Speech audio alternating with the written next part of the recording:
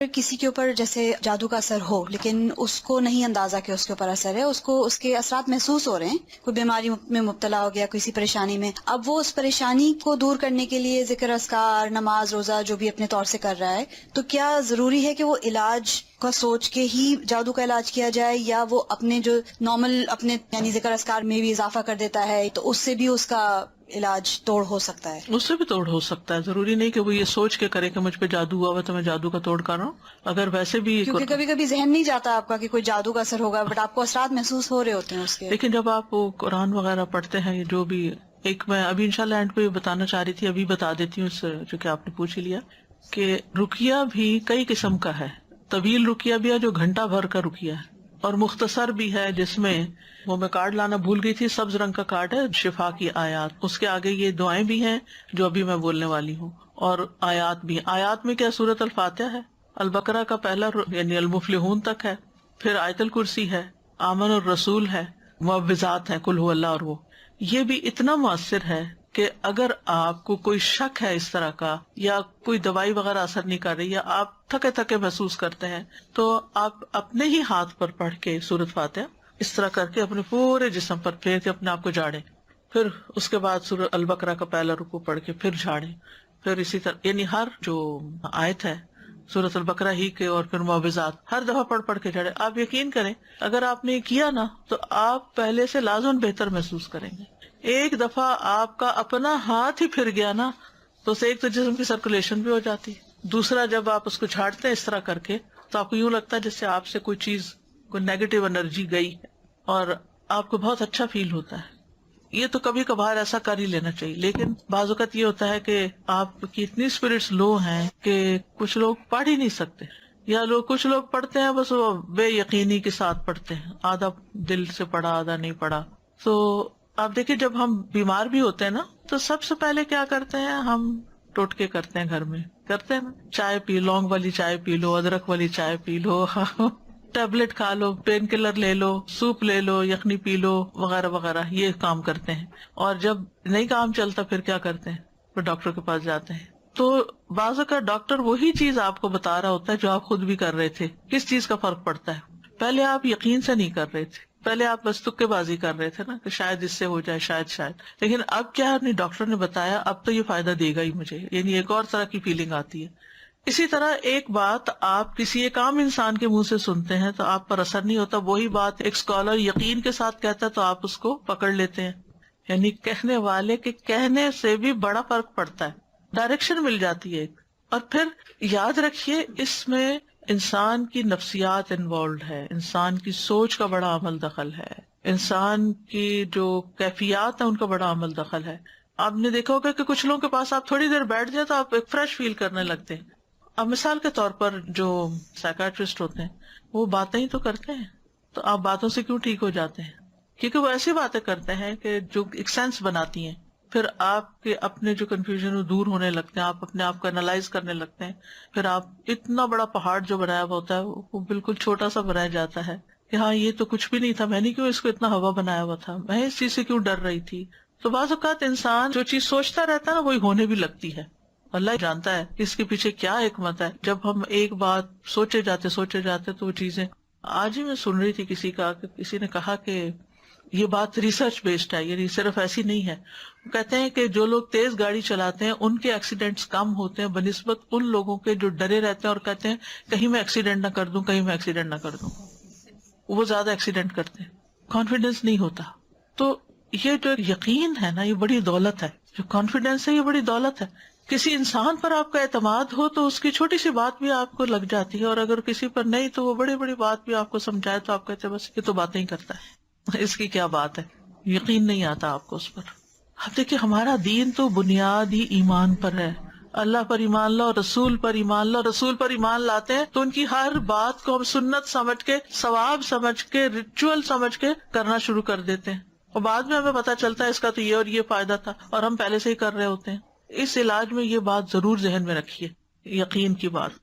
تو چند مسنون دعائیں ہیں، میں یہ بتا دوں ایک دفعہ. اور یہ جو کارڈ میں آپ کو بتا رہی تھی آیات شفا کا، یہ ایکچولی میں نے خود بہت چیزیں دیکھ کے پھر اس نظریے کے ساتھ اس کو میں نے بنوایا تھا کہ دیکھنے میں بھی چھوٹا، اٹھانے میں بھی، بیگ میں بھی رکھ سکیں، اور مختصر ہو اور اوتھینٹک ہو. تو اس میں یہی جو میں اس وقت آپ کو بتا رہی ہوں وہی دعائیں ہیں.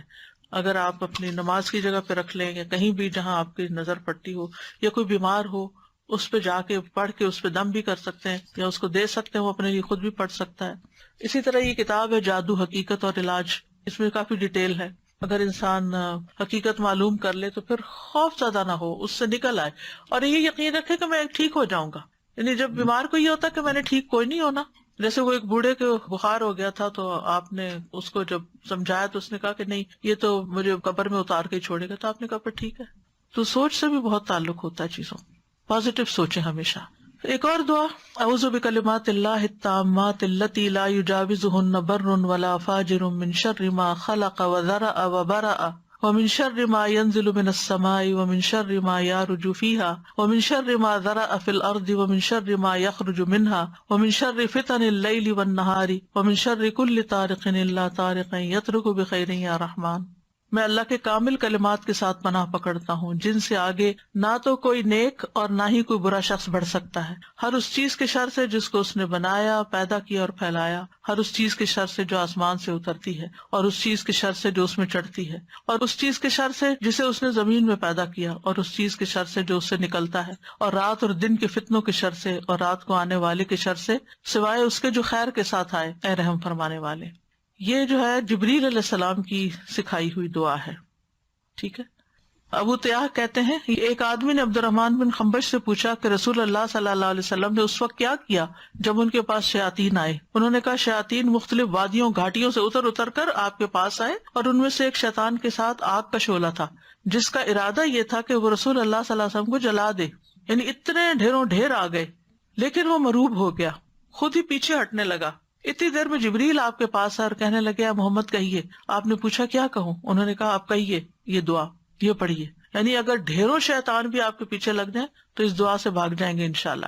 اور اس میں پناہ لی گئی ہے اللہ کے سارے کلمات سے، سب کتابوں یعنی قرآن اور اس کے علاوہ بھی جو کچھ ہے، اور پھر ہر چیز کے شر سے، جو اوپر سے آئے جو نیچے سے جائے، رات کا شر، دن کا، ہر قسم کا شر، اور ہر طرح کے فتنے اور ہر طرح کے حادثے جو رات کو آئیں یا دن کو آئیں.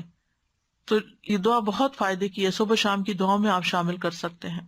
اسی طرح ایک اور دعا بھی ہے، اعوذ بوجہ اللہ العظیم الذی لیس شیء اعظم منہ وبکلمات اللہ التامات التی لا یجاوزہن بر ولا فاجر وباسماء اللہ الحسنی کلہا ما علمت منہا وما لم اعلم من شر ما خلق وبرأ وذرأ. میں اللہ کے عظیم چہرے کی پناہ پکڑتا ہوں جس سے عظیم کوئی اور چیز نہیں، اور اس کے مکمل کلمات کے ساتھ پناہ لیتا ہوں جن سے آگے کوئی نیک یا بد بڑھ ہی نہیں سکتا، اور اس کے تمام اسماء حسنہ کے ساتھ پناہ لیتا ہوں جن کو میں جانتا ہوں، جن کو میں جانتا بھی نہیں ہوں. کس سے؟ ہر اس چیز کے شر سے جس کو اس نے بنایا، پیدا کیا اور پھیلا دیا. بات ہی ختم، کوئی چیز بچی نہیں. کعب الاحبار کہتے ہیں اگر میں یہ چند کلمات نہ پڑھتا تو یہودی مجھے گدھا بنا دیتے. یعنی یہ حضرت کعب الاحبار جو کہ یہودی عالم تھے وہ پڑھا کرتے تھے، کیونکہ یہود بہت زیادہ جادو میں پڑ گئے تھے، تو اس کا انہوں نے توڑ بتایا. پھر اعوذ بکلمات اللہ التامات من غضبہ وشر عبادہ ومن ھمزات الشیاطین وان یحضرون. میں اللہ کے تمام کلمات کی پناہ میں آتا ہوں اس کی ناراضگی سے، اس کے بندوں کی شرارتوں سے، شیطانوں کے وسوسوں سے، اور اس بات سے کہ وہ میرے پاس آئیں. پھر اعوذ بکلمات اللہ التامات من کل شیطان وہامۃ ومن کل عین لامۃ. میں پناہ پکڑتا ہوں اللہ کے پورے کلمات کے ذریعے اور ہر ایک شیطان سے اور ہر زہریلے جانور سے، جیسے سانپ، بچھو وغیرہ، اور ہر نقصان پہنچانے والی بری نظر سے. پھر 3 دفعہ شام کے وقت اعوذ بکلمات اللہ التامات من شر ما خلق، اور بسم اللہ الذی لا یضر مع اسمہ شیء فی الارض ولا فی السماء وہو السمیع العلیم. پھر اسی طرح اگر آپ دوسرے کو دم کر رہے ہیں تو اللہم رب الناس مذہب البأس اشفی انت الشافی لا شفاء الا شفاء الا انت شفاء لا یغادر سقما. یہ صحیح بخاری کی روایت ہے. پھر اذہب البأس رب الناس انت الطبیب وانت الشافی. اے اللہ جو لوگوں کا رب ہے، تکلیف دور کر دے، تو ہی طبیب، تو ہی شفا دینے والا ہے. امسح البأس رب الناس بیدک الشفاء لا کاشف لہ الا انت. اے لوگوں کے رب اس تکلیف کو دور کر دے، شفا تیرے ہاتھ میں ہے، تیرے علاوہ کہیں اور سے شفا نہیں مل سکتی.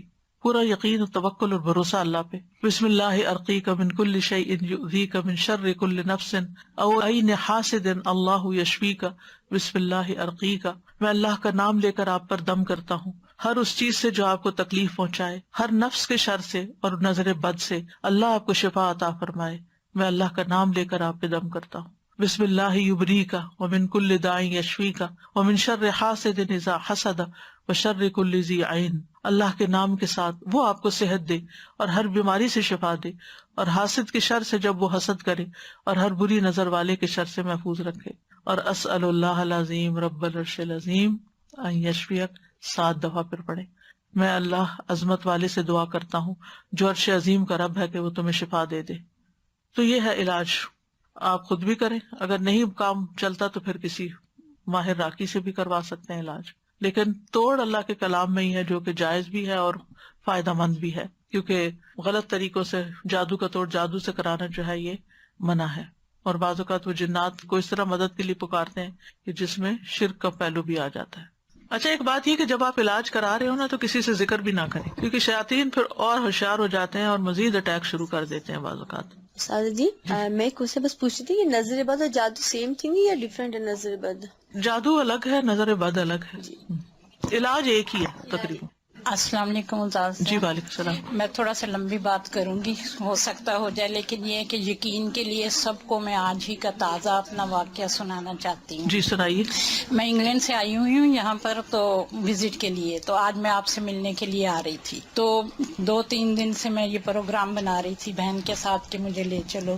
تو میں ساتھ ہی اپنے اندر فیصلہ کر رہی تھی، کسی سے کوئی بات نہیں کی، کیونکہ 15 میں اسلام آباد گئی تھی آپ کے ادارے میں کورس کرنے کے لیے. تو میں وہاں 2-3 ماہ رہی ہوں، تو تقریباً 3 سپارے ہمارے ہو گئے تھے. لیکن یہ ہے کہ اچانک یہ ایک دن نا میرے ساتھ واقعہ پیش آیا کہ میں وہاں ٹوائلٹ میں گئی ہوں، تو وہاں پر نا مجھے جیسے ہی اپنے ہی یونیفارم میں ایک لڑکی نظر آئی ہے سامنے. تو اس نے مجھ سے سٹاپ کرا کے تو پوچھا ہے، تو کہتی ہے کہ آنٹی آپ سارے ایگزام دے رہی ہیں؟ تو میں نے اس کی طرف دیکھا تو اس کی آنکھوں میں نا کچھ یعنی کہ عجیب چیز نظر آئی ہے. تو میں چونکہ کلاس چھوڑ کے آئی تھی، میں جلدی میں تھی، میں نے رکی نہیں اور اس چیز پہ میں نے بادر ہی نہیں کی. تو میں واپس چلی گئی اس کو یہ کہہ کے کہ جی میں دے رہی ہوں ایگزام. لیکن نیکسٹ ڈے سے ہی میرا پیٹ ایسے خراب ہوا کہ میری وہ دوبارہ علاج ہو ہی نہیں سکا. 3 ویک میں میرا 11 کلو سے زیادہ ویٹ کم ہو گیا. جہاں بھی میں گئی جو چیز بھی اندر کچھ جا ہی نہیں رہا تھا. یہاں تک کہ ڈاکٹر نے پھر مجھے یہی کہہ دیا کہ آپ واپس چلی جائیں، یہاں کا پانی آپ کو سوٹ نہیں کیا. میں اور میری بیٹی دونوں ہم تھے وہاں پر. تو بہت دکھ تھا میری بیٹی کو بھی چھوڑ کے آنے کا، مجھے بھی، کہ بہت کوششوں کے بعد میں گئی تھی وہاں یہ کرنے. بہرحال میں واپس آ گئی مختصر. یہاں آ کے ہی بیٹی نے تو اللہ کا شکر ہے کہ کر لیا، آن لائن کر لیا، تو اس کا کمپلیٹ ہو گیا، میں نہیں کر سکی.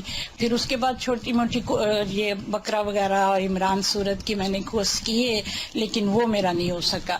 میں نے اس چیز پہ کوئی توجہ نہیں دی تھی. لیکن کچھ عرصہ سے میں یہ فیل کر رہی ہوں کہ تب سے مجھے ایسے لگتا تھا کہ میرے برین پہ جیسے ایک ڈھکن بند کر دیا جاتا ہے، میں وہ میمورائز نہیں کر پا رہی قرآن جیسے میں پہلے کرتی تھی.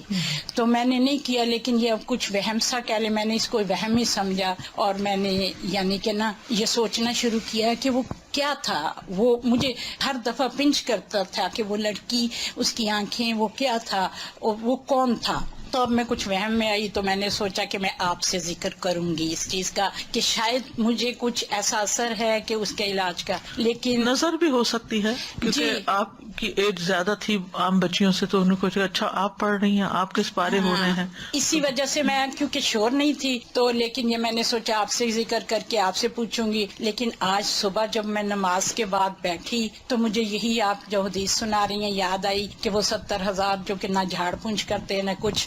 تو میں نے فیصلہ کیا کہ نہیں، میں نہیں ذکر کروں گی، میں اللہ ہی سے وہ دعائیں کروں گی.